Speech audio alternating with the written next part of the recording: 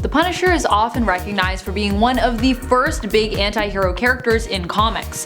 Frank Castle isn't just a hero or vigilante in the traditional sense. He is out to punish those that he judges as evil, corrupt, or bad. And what's more, he has his own personal vendetta and score to settle. This usually means that when it comes to the Punisher's methods, we see a shift from what we're used to with heroes. One, the Punisher is often depicted as wielding guns against his opponents, showcasing that he has some level of disregard for human life. Now, to Castle, his noble ends almost always justify his means. But to readers, the public, and his fellow heroes, this might not always be the case. Welcome back, Nerd Squad. Today we'll be counting down the top 10 worst things Punisher has done, highlighting some of his most controversial moments in the comics and in other media. If you love heroes who take things too far, like the Punisher is sometimes known for, click on over here to check out our top 10 powerful superheroes with nothing to lose part 2 list. And remember to stick around to the end of this list where I will have some comment responses coming your way. Alright, now let's get counting. Number 10. Rune's Xmas. Likely for a lifetime for one unfortunate child, Punisher is disguised as Santa and posing as a man looking to raise funds for charity. When he asks the passing Napolitano family to help the poor, they refuse. He reveals himself and then guns them down, right in front of a child! Horrified, the child asks why, and Frank answers they were naughty.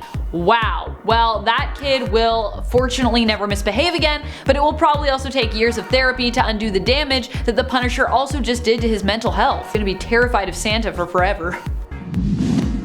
Number 9. Murders Litterbugs. Although this story was later retconned somewhat in an effort to explain away the Punisher's intense and erratic behavior here, when it was first released, this behavior was considered canon. Punisher had recently returned to the streets, condemning them and their inhabitants as being worse than ever. He was out to punish those who caused any harm to others or society in general, which meant zero tolerance for litterbugs. At one point, we watch as he guns down a couple in the rain who discard a soggy newspaper onto the ground they've been using as a makeshift umbrella. Aren't newspapers compostable, Frank? I mean, I guess they take a long time to decompose, so it's still not amazing for the environment, but still. Professing in his internal monologue that littering is a crime, the Punisher fires at the couple and we see at least one of them topple over in the corner of a panel. Their fate isn't confirmed, but it's definitely heavily implied here that he just killed them for littering.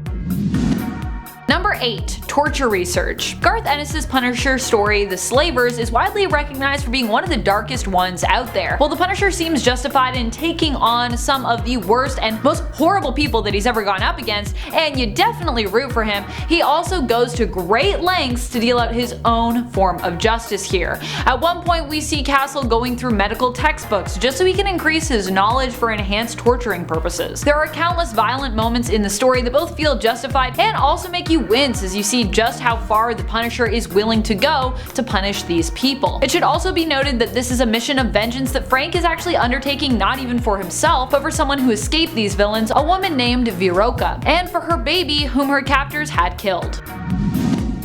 Number 7. Torturing Barracuda. So Barracuda is admittedly a villain in the comics, but still the way Punisher disposes of villains can sometimes just be so graphic and awful that it leaves you sympathizing with them. That was the kind of fate Barracuda was resigned to, a villain introduced during Garth Ennis's time writing the Punisher and the 2004 Punisher series, which was part of the Max label at Marvel. This Punisher, by the way, is also resigned to another alternate world as well, and honestly a lot of his actions were pretty horrific. So yeah, this is not Earth 616, my friends. This is Max, adult comic stuff.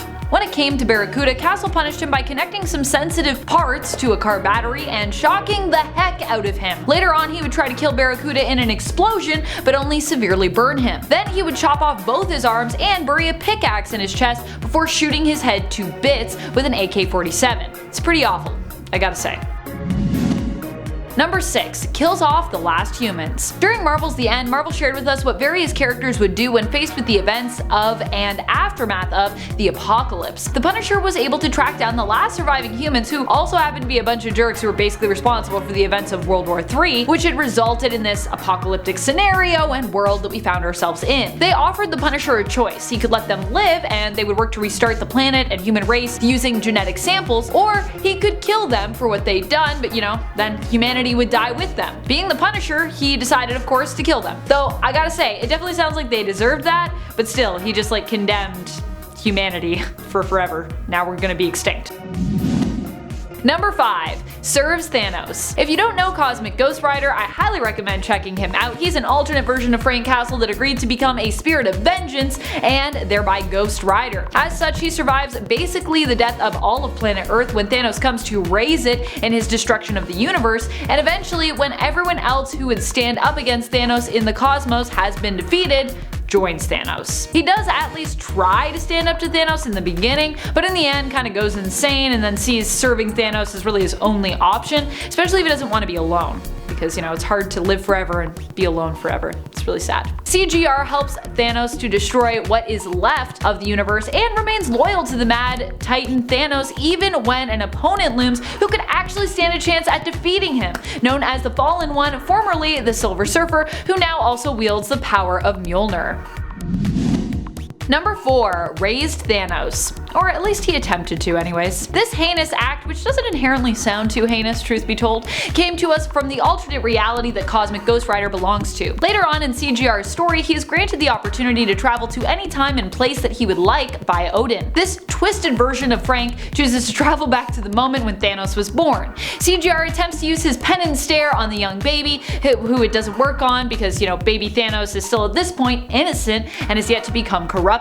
Although I gotta be honest, does the pen and stare really ever work for Ghost Riders? I feel like I see it fail more times than it works in comics. CGR, instead of killing baby Thanos, decides then to raise baby Thanos himself, hoping to alter the future by teaching Thanos to be good. He later runs into the future version of that baby Thanos, all grown up, and learns that raising Thanos led to an even worse alternate future for Earth, where people are imprisoned by this Punisher Thanos, kept in camps, and killed if they choose to step out of line when it comes to Thanos' plan for enforced peace on Earth. Basically, without meaning to, Frank actually created an alternate reality where living on Earth is kinda like living in hell.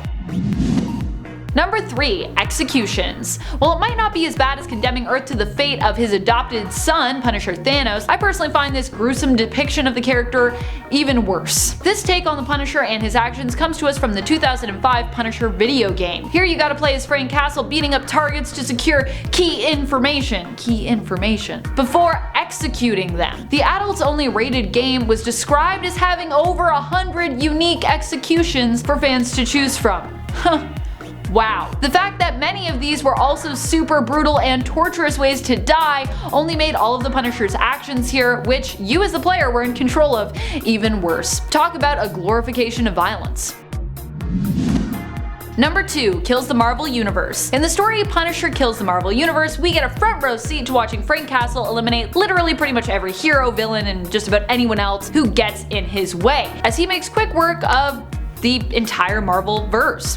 As awful as this is, it's also really impressive that Frank, who is admittedly just a human, is able to take out all these superpowered beings so successfully and often efficiently. In the end, after Punisher has eliminated just about everyone there is, one person is left for him to take down, for it to be considered a completely clean sweep: himself. And Frank doesn't even hesitate.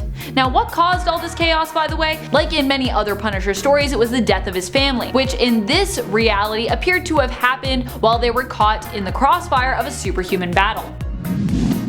Number 1. Excuses. One of the worst things about the Punisher is that he tries to make you feel like his actions are justified by using the loss of his family as an excuse.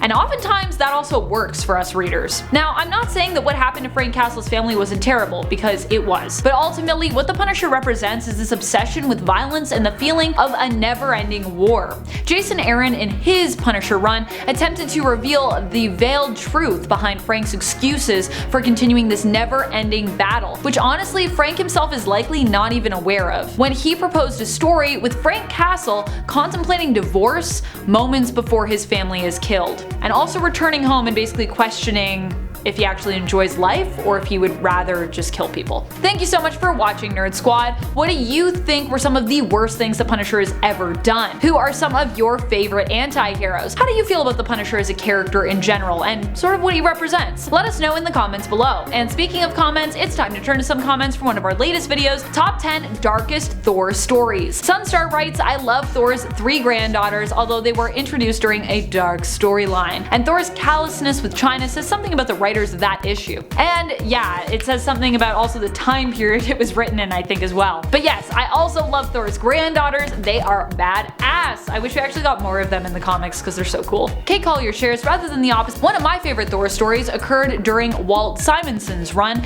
called Thor Croaks in Thor issue 364. Not sure if it's Simonson or Simonson, so take whichever one you want. I think it's Simonson though, if I had to guess. Maybe Simonson, because of the way it's spelled. This is the story that introduced Frog Thor, the Frog of Thunder. I also love that story, and the fact that it was acknowledged as being canon in the MCU just also made me chuckle. So good. Thunderstorm 10 asks, Phoenix Force Wolverine? That's a thing.